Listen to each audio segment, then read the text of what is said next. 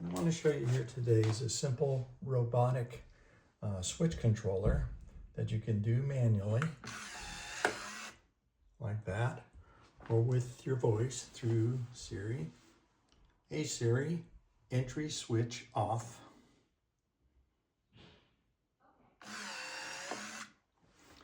And what it's comprised of, let me show you here, is just a standard switch, just with these little two plastic adapters mounted here, and this motorized control. Let me push it here, you can see it. Works with both paddle and toggle.